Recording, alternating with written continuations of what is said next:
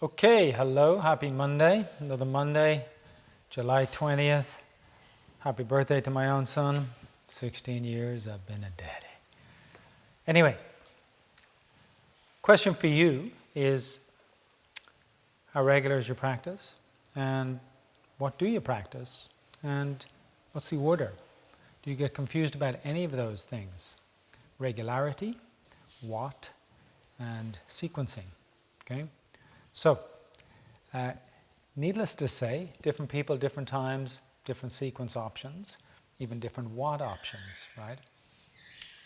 And all I can do is give a few little pointers at this moment, okay, especially in a general audience, general group. But morning is an excellent time. You'll always find an excuse perhaps not to do it.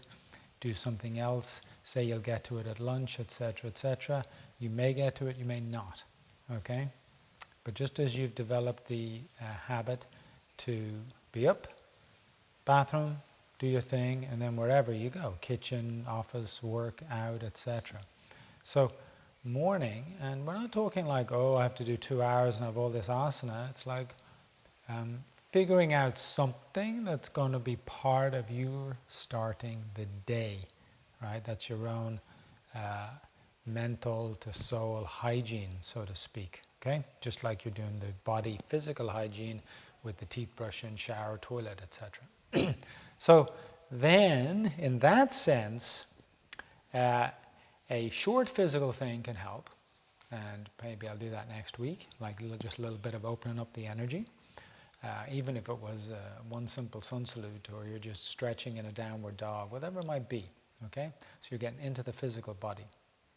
And of course the Nauli practice, pre-Nauli, mistakenly called Uddiyana Bandha, but pre-Nauli, okay? And then some of you can do the Nauli, and that gets right into the physical body, okay? So that, little bit of movement, a little bit of opening, etc., and that just takes a few minutes. Then sit. And in a way, this way we're going in a sort of a more physical, getting into the subtle. Okay, so that's one approach, right?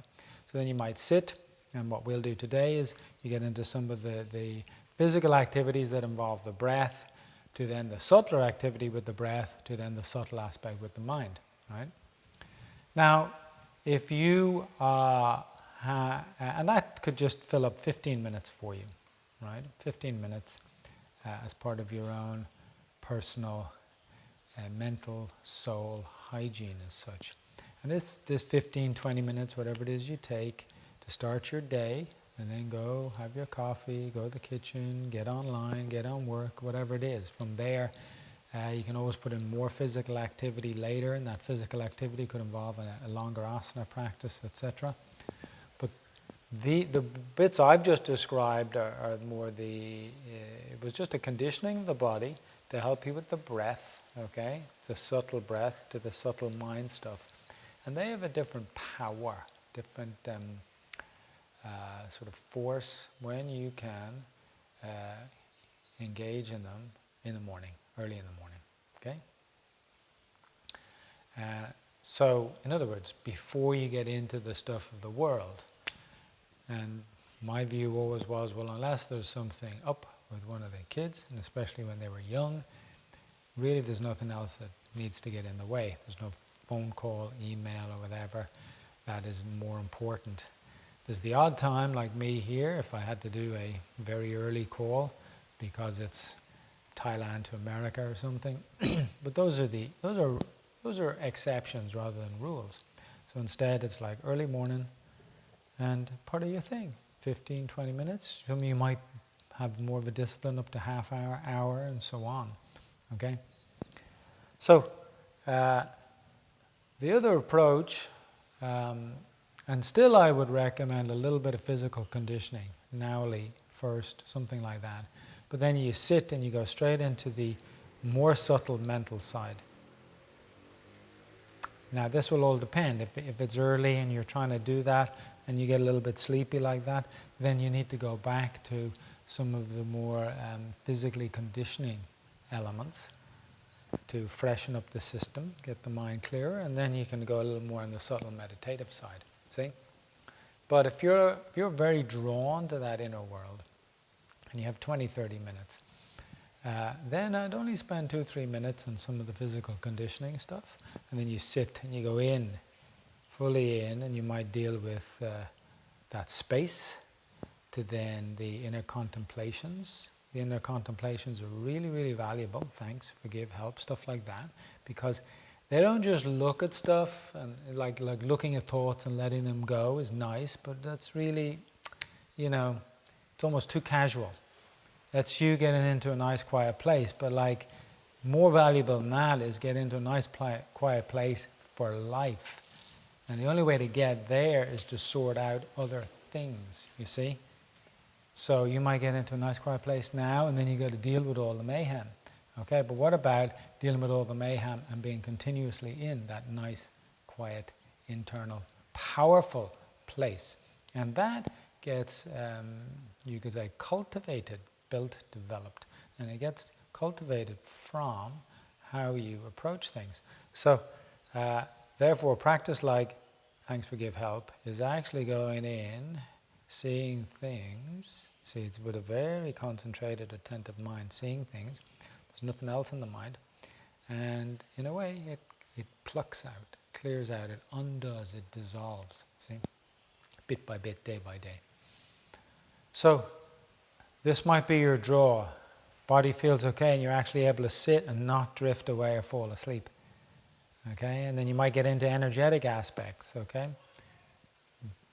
Hatha yoga is a very powerful meditative school of yoga, okay, but it does emphasize how you manage the body, work with the energy level, okay, and then it works in an internally visualized approach with energetic aspects through what you might call the subtle body, okay, and it's not just mere imagination. Though you close your eyes and you tap into areas, you could say there's an element of cooperative imagination, but that's not all it is. It's where you place your attention, what you connect with, see? So you're actually heightening the interoceptive functioning. Now when that really, really works, okay, that means your brain with its communication to all the inner functions of the body is working. That is what Nadi Shodhana is, see? And in our studies, we try to look at interoception.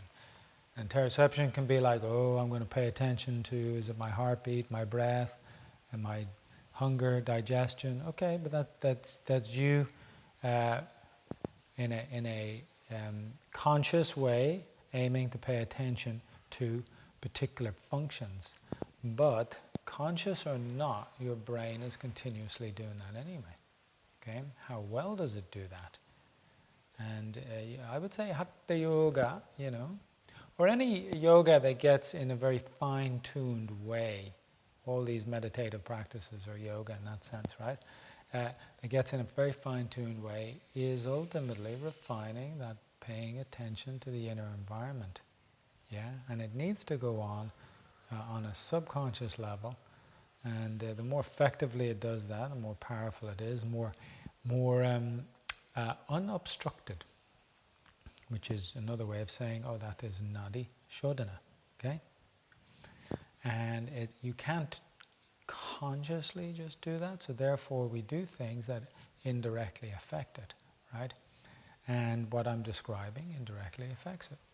So you might have stuff in the bathroom, little extra cleansing techniques, a little bit of nauli, stuff with the body. You might reserve more time later for the asana, etc. And if for many people in the starting part of yoga, asana, working with it, getting into the inner organs, etc., is a great place to get this going and build it. But then, now you're sitting. Whether you go from more physical breath, subtle breath into the subtle mind, or you go straight in, subtle mind aspects, and then build in the actual breath practice, pranayama bit. So those are two ways to approach it. My point being that the more inwardly focused you are, that is the yoga, and that's actually the realm of Hatha yoga. And as a result, the effect is this refined inner functioning, which is automatic peace on the mind, which is peace mentally, that's centered calm, as you deal with all the other things. See? So, you can pay attention to it as part of your practice. You can work on the things that actually get in its way psychologically. And so that's what we're doing with some of the mental practices. And you even work on it physiologically. So many of our practices do that. Physiologically, there are obstacles to your own inner peace, right? And these practices work on that, just as there are psychologically. So I hope those points make sense. So be very clear. Either go after a short condition of the body into really subtle, different aspects of subtle, and then you get into more the aspects of the breath. Then you might lay down and later do the asana. Or you go some bodily conditioning, a little bit of bodily movement, then to sit, more breath movement, and then follow that with more mental, subtle sitting. Okay? And for many, that's a better approach because now you've moved things around in the body and gotten into things and feel better. If you are quite connected or involved in your long physical asana practice, some of these yoga schools have extended physical asana approaches, right? They can take 1 to 2 hours or longer even. Then, in a sense, you've got to separate that from what I've just described. And you separate it also depending on where you're at. My general advice would be put it later, okay, after what I've just described. Because what I've just described is your inner subtle world, okay? At least connect with that. You have that, you're in it. Then you have the hour or two to spend after a brief rest, and you can do more of the physical approach with the asana, okay? But if you do start your day with that physical asana approach, just know you're getting straight into that, you're really working that. That's okay. I mean, long ago, I used to start like that. And it's okay, you know, you only need that for a couple of years, okay? Then it should flip into a regularity of a subtler sitting. And still you can keep up the physical bit. You just need to separate them with a shavasana. So if you do start with the longer drawn out physical asana approach, then have a gap to rest at least 10 to 15 minutes, not one of these 3-minute shavasana's up and out, okay? That is not worthy of the time you just put in for your hour or two on the physical asana. Now, how you do asana, what that should do with the body and how you can spot that, that's another whole point on its own, which we won't go into now, okay? But I would like to bring it up at some point, the doing of asana as it relates to your own inner growth, spiritual practice, and so on. Okay, doing of it is not just good enough, and very specific. So then on how. Anyway, that's just the third point here. So the first point is that you would need a little bit of bodily conditioning in the morning. That's bathroom. You can shake. You know, I'll start next Monday with some of that practice. You do the pre-Nauli, then you sit, get into some more of the active breath, then into the subtle breath, subtle mind. Approach 1. Approach 2, while you're in the bathroom, a bit of Nauli, etc., minor movement, and then you sit. And you get straight into the deeper, subtler aspects. If you find yourself off, drifting, sleepy, then maybe you're not ready for this approach 2, do approach 1, okay?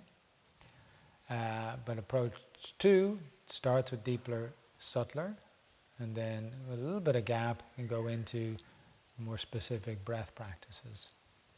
Then the approach 3 is you're mainly about physical asana, and that's really how you start things. whether you do a lot of that or a less amount of it. Short amount of it would, if you ask me, would fit in approach 1 as part of your bodily conditioning. But that's really just a 10 to 15 minute, max 20 minute, smooth, simple asana sequence. Longer than that, it's really an investment, and you have to be very careful because you're doing all this asana stuff and you can pour almost too much energy into it to achieve that asana stuff, and you can be slightly depleted then later in the day. So if you find yourself tired or crashing or whatever, exhausted by the end of the day, your asana practice is not helping you, okay? So pay attention to that. It can help you though, even within a 1 to 2 hour approach of the physical asana. Anyway, if that is your main thing, then that's how you might start the day. Have a good shavasana, and then sit and do a bit with the breath or a bit with the mind stuff, okay? And at some point, you will shift from that, more to approach 1, eventually approach 2. And at some point, you'll have more time for those as well, or certain days, or you're able to take aside certain weeks, right, to really go in. And that's really where this is about. So I hope that is clear, and I felt a calling, an urge to share that with you today. Now we'll just do a little bit of practice on the breath. Relax your mouth, tongue, jaw.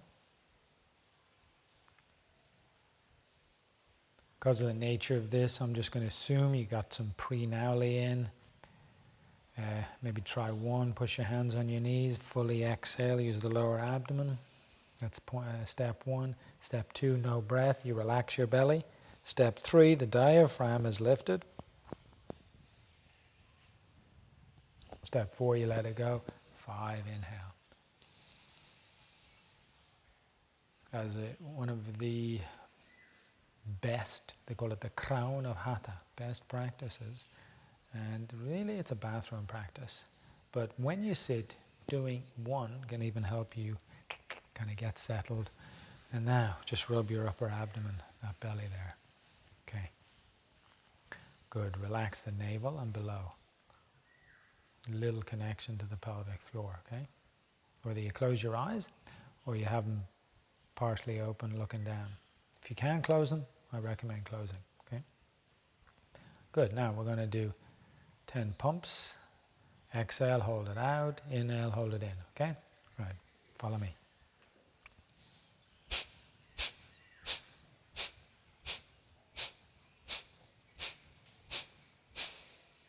Exhaling. Then close your nose, thumb and ring finger. Heart up, chin down. Hold it out. Can you relax your upper abdomen as you do that? See my heart, chest, upper abdomen. Free, but nicely drawn in below the navel. Head back up. Now you inhale through both nostrils. And you close and you retain there.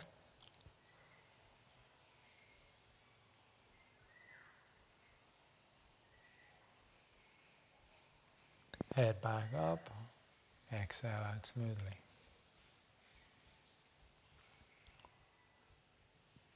So this is gross breath practice, and for want of a better word, I'd call it along the conditioning line, okay?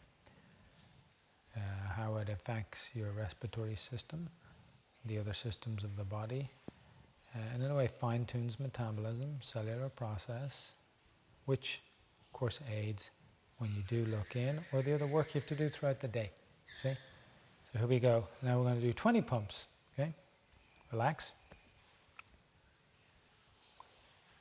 When I say relax, that's upper abdomen, navel and below. A little hold on the pelvic floor. And we go together.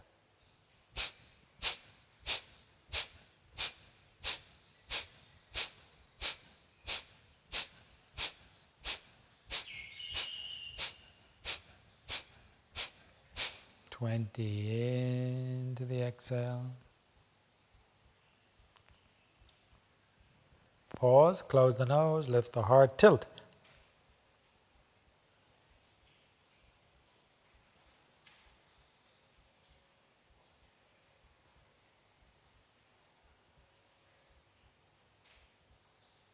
Head back up. Now, inhale through both nostrils. If you want, you have the smooth sound, as is done in Ujjayi.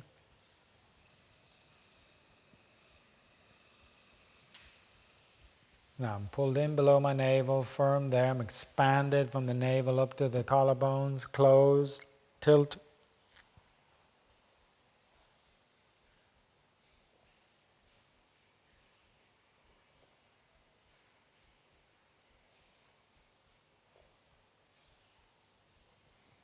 Very good. Head up, and you smoothly exhale. Keep in mind, not that you deliberately want to add in frustration to your practice, but you will do things that slightly challenge you, and that is a very good thing. That's where the growth is, okay? But it's not the primary underlying element. Difficulty, challenge, but the odd time, like if you just tried that now and it's a little bit, couldn't get it, a little bit of frustration, it's okay. You should then make the effort to review it, because we have this recorded, aim to understand it, and again, with a little bit of continued practice, now my left hand has kept up with my right hand, because I'm right-handed, okay? See, so the practice has generated the improved efficacy and execution. So that means one more, 30 pumps, okay? Now, if the retention bits are too long for you, then you follow your time and know that we're going to exhale, hold, inhale, hold, smooth exhale, okay? Relax, 30 pumps.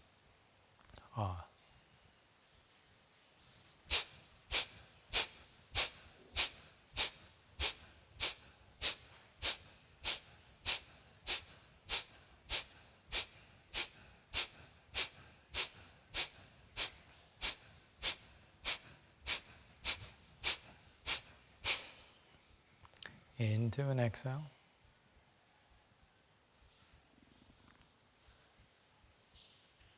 Whoa, close your nose, hard up, tilt.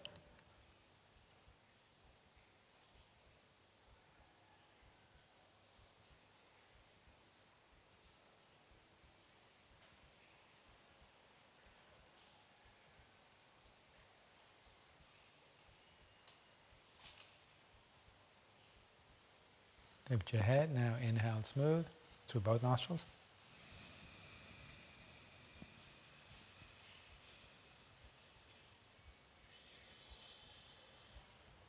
Close, hard up, tilt.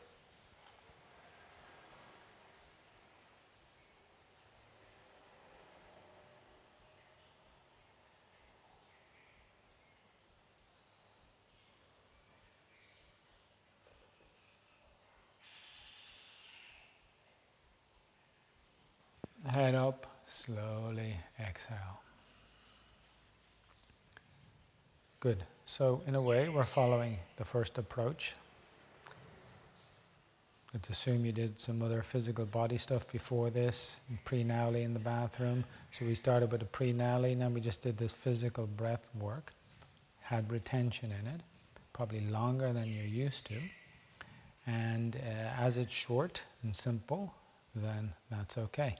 Let's say we started doing rounds of breath, then you don't go that long, because you wouldn't be able to keep it up. And your nervous system would be trying to, yes, and therefore you'd be putting a pressure on it. So now you'd be doing your practice, and you'd be frying the wires, okay? You'd be putting too much power through the system at the moment.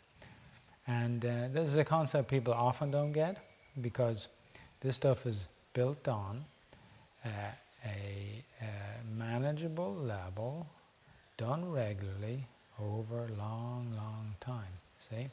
So you could pull it off today and maybe another day, but to do it regularly, consecutively, successfully, and have your system respond positively, that's a different thing, see?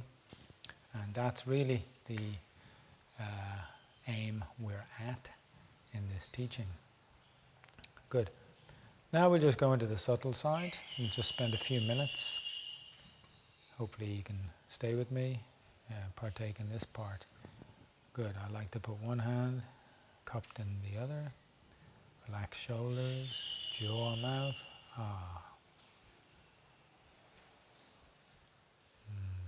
Put your attention inside. What can help first is just find it's like a central laser beam, center of light, going from below the pelvic floor up. Okay. Obviously your spinal column in the physical body is there, but it's not trying to match that. Okay, spinal column is a physical form, and you're just perceiving yourself now on more of a subtle level, okay, beyond the physical. And so you get to this sort of center channel of light.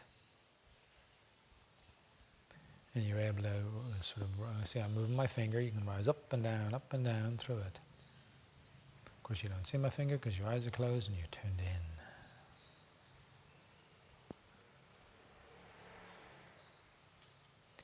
Are you able to rise up and down very freely?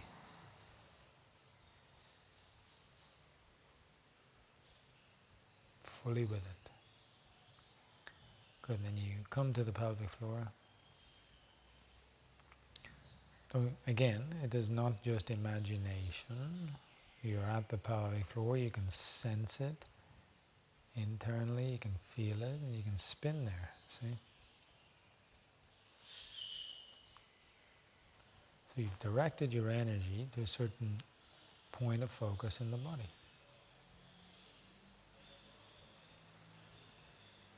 And you move up to just behind the pubic bone. And again, you're not just imagining, you can feel that space. Stay tuned in there.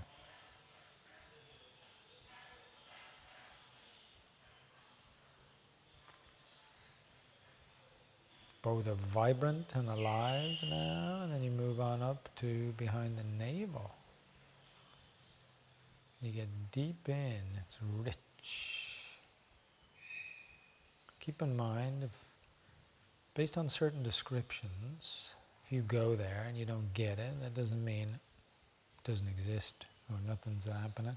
It just means that maybe a little more time, a little more experience, a little more connecting.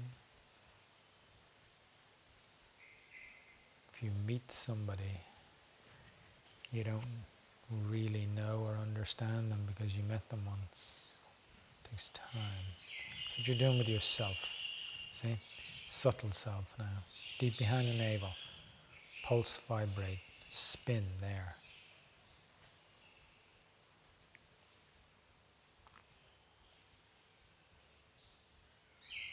Then spiral up into the heart center. Deep with the heart.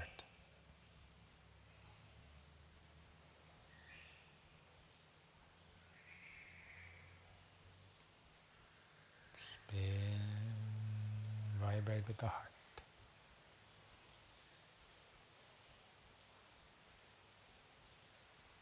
And the navel and the heart are two very good focus, attention, meditative technique spots. They've been mentioned in various traditions. The Buddha listed 40 practices. One of them was actually a focus in the navel. Hatha Yoga brings attention to the navel, especially as one practices, and through these subtle elements. And there's the heart, still done in these practices, but also if it was just a devotional, as it comes from the heart, we were just in below. Express that through this vocal region. Connected with, as you move up through the mouth, beyond the soft palate, floor of the brain,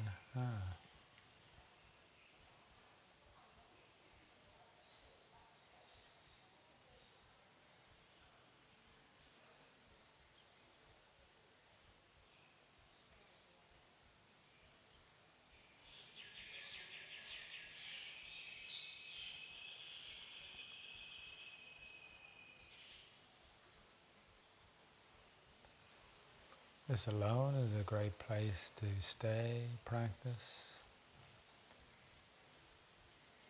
Now, if you're getting into the thanks, forgive, help, then much of it goes on in the heart. Thanks, feel that in the heart. So you can loop back into the heart. Forgiveness needs a good bit of detail, which I've given in the past, but also here processing. And it's kind of like the eye of the mind is looking into the heart and discovers things that you've left or not paid attention to or haven't taken care of. Thanks, forgive. And then when it comes to asking for help, it's definitely an openness from the heart because it's a trust, but it's best to be up there, deep in the middle of the brain, center of the head really. And then from there, help is not good enough, get specific. Tune into the areas you need to work on, improve.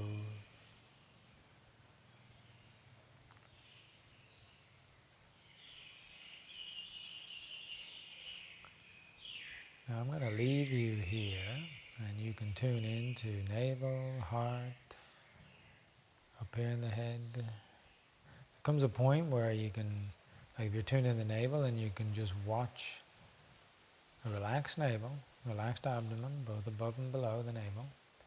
You're just watching the primal movement of the breath. Being in the heart is more the deeper feeling. Being back up in the head is more seeing, understanding. Understanding through seeing.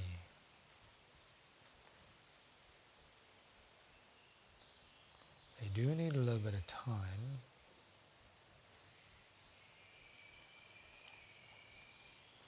When you're back in the other techniques from Hatha Yoga,